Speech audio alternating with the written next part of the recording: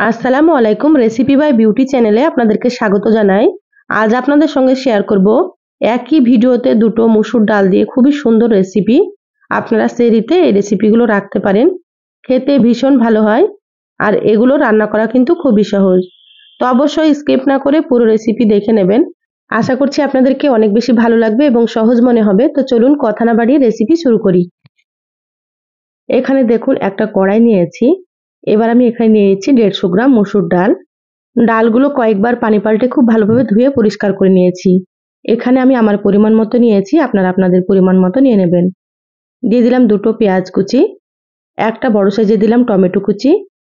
এখানে দেখুন দুটো আলু কেটে নিয়েছি এইভাবে করে। তো আলুগুলো এখানে দিয়ে দিলাম। আর এখানে 4-5টা মতো দিয়ে দিলাম চেরা কাঁচামরিচ। তো ঝালটা আপনারা নিজেদের টেস্ট অনুযায়ী দিয়ে দেবেন, আপনারা যেমন ঝাল খেতে পছন্দ করেন। এখানে আমি 1 চা চামচ দিয়ে দিলাম লবণ, হাফ চা চামচ দিয়ে দিলাম হলুদ গুঁড়ো, হাফ চা চামচ জিরা গুঁড়ো, আর এখানে অল্প একটু দিয়ে দিচ্ছি মরিচের গুঁড়ো। যেহেতু কাঁচা মরিচ দিলাম সেজন্য অল্প করে দিয়ে দিলাম। আর এখানে হাফ চা চামচ দিয়ে দিলাম আদা বাটা, আর হাফ চা চামচ রসুন বাটা। দিয়ে দিচ্ছি 2 টেবিল চামচ সরষের তেল। এবার সবগুলোকে হাত দিয়ে খুব ভালোভাবে মেখে নেব। যত সুন্দর করে মাখবেন ততই কিন্তু রেসিপিটা খেতে ভালো লাগবে। তো সময় নিয়ে সুন্দর করে চটকে মেখে নিতে হবে। তো যারা ভিডিওটি নতুন দেখছেন প্লিজ চ্যানেলটা সাবস্ক্রাইব করে চ্যানেলের সাথে থাকবেন। বেল বাটন অন করে রাখবেন, তাতে করে আমি যখনই ভিডিও আপলোড করব আপনারা সবার আগে নোটিফিকেশন পেয়ে যাবেন। দেখুন সময় নিয়ে সুন্দর করে চটকে মেখে নিলাম, মাখা হয়ে গিয়েছে। এবার আমি এখানে দিয়ে দিচ্ছি সেদ্ধ হওয়ার জন্য পানি। তো এখানে আমি 3 কাপ পরিমাণে পানি দিয়ে দিলাম। খুব ভালোভাবে একটু নেড়েচেড়ে নিচ্ছি। এবার আমি ঢাকা দিয়ে দিচ্ছি। এখনো কিন্তু আমি গ্যাসটা জ্বালাইনি, এবার গ্যাসটা জ্বালিয়ে দেব। 20 মিনিট রান্না করে নেব। তো দেখুন মাঝে আমি ঢাকাটা খুলে নিচ্ছি। খুব ভালোভাবে মাঝে ঢাকা খুলে একটু নেড়েচেড়ে নিতে হবে। আর 20 মিনিট রান্না করলে কিন্তু সুন্দর মতো সবকিছু সেদ্ধ হয়ে যাবে। তো আবারও আমি ঢাকা দিয়ে দিচ্ছি। তো এইভাবে আপনারা পুরোপুরি সেদ্ধ হওয়া পর্যন্ত রান্না করে নেবেন। দেখুন 20 মিনিট রান্না করে নিয়েছি, ঢাকাটা খুলে নিলাম। আর এগুলো সুন্দর মতো সেদ্ধ হয়ে গিয়েছে। এভাবে করে একটু সময় নিয়ে রান্নাটা করে নিতে হবে, তাহলে খেতে অনেক বেশি ভালো লাগবে। এবার আমি ঢাকা দিয়ে অন্য চুলাতে দিয়ে দিচ্ছি। গ্যাসে আবারও একটা ফ্রাই প্যান দিয়ে দিলাম। এবার এখানে দিয়ে দিলাম 1 টেবিল চামচ সরষের তেল। যেহেতু আগে তেল দিয়েছিলাম সেজন্য এখানে অল্প একটু দিয়ে দিলাম। এবার দিয়ে দিচ্ছি এখানে হাফ চা চামচ গোটা জিরা। দিয়ে দিলাম দুটো শুকনো মরিচ, হালকা একটু ভেজে নিচ্ছি। এবার এখানে দিয়ে দিচ্ছি একটা পেঁয়াজ কুচি। এবার নেড়েচেড়ে খুব ভালোভাবে লালচে করে ভেজে নেব। এইভাবে বাগার দিতে হবে, বাগার দিলে কিন্তু খেতে অনেক বেশি ভালো লাগবে।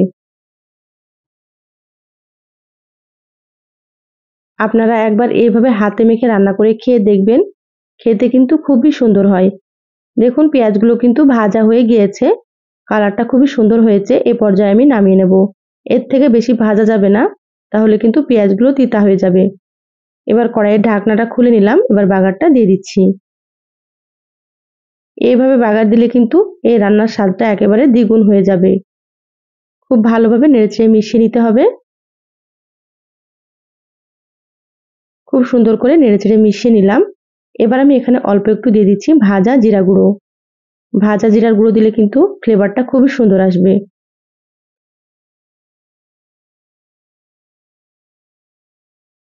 মশলাটা খুব ভালোভাবে নেড়েচেড়ে মিশিয়ে নিলাম। রান্না হয়ে গিয়েছে, এবার আমি গ্যাস বন্ধ করে দিচ্ছি।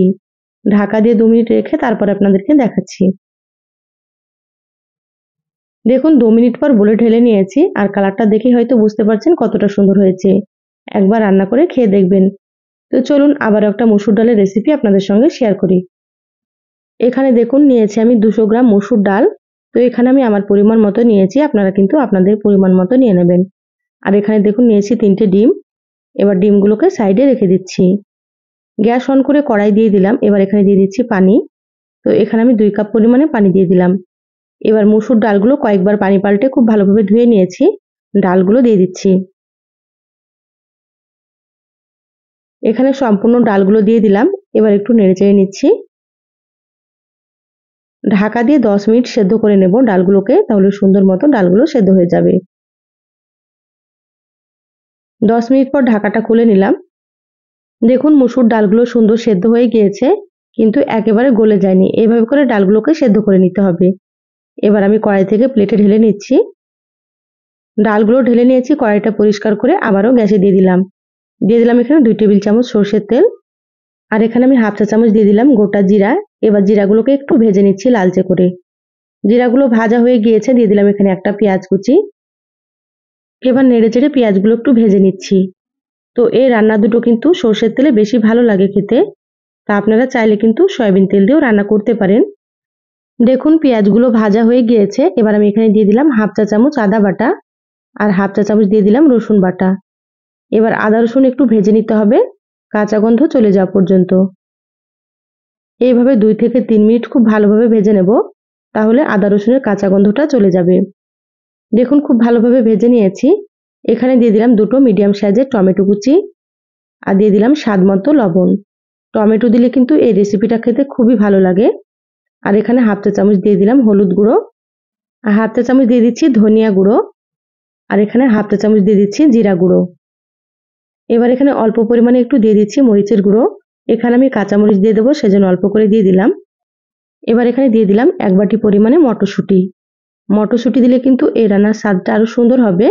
তা আপনাদের কাছে যদি থাকে তাহলে দিয়ে দেবেন, যদি না থাকে আপনারা কিন্তু এমনিতেও রান্না করতে পারেন।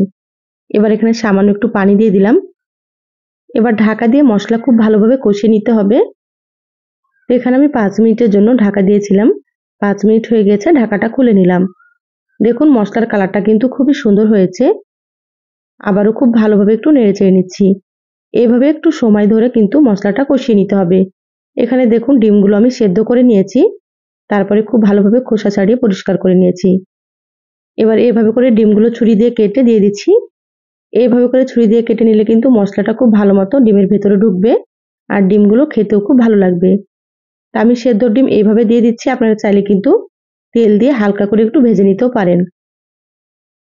এবার মশলার সাথে খুব ভালোভাবে কষিয়ে নেব, তাহলে খেতে অনেক বেশি ভালো লাগবে। এইভাবে করে 3 থেকে 4 মিনিট খুব সুন্দর করে ডিমগুলোকে কষিয়ে নিচ্ছি। এবার এখানে আমি মসুর ডালগুলো দিয়ে দিলাম। ডালগুলো দিয়ে একসাথে খুব ভালোভাবে কষিয়ে নেব। যত ভালোভাবে কষিয়ে নেবেন রান্নাটা কিন্তু ততই বেশি ভালো লাগবে খেতে। তো এই কাজটা একটু সময় নিয়ে করে নিতে হবে। আমার চ্যানেলে আরো অনেক রেসিপি আছে, চাইলে আপনারা কিন্তু রেসিপিগুলো দেখে নিতে পারেন। আমি সবসময় আপনাদেরকে সহজ রেসিপিগুলো দেখানোর চেষ্টা করি। খেতেও খুব ভালো হয়। আপনারাও রান্না করে খেয়ে কমেন্ট করে জানাবেন আপনাদেরকে কেমন লেগেছে।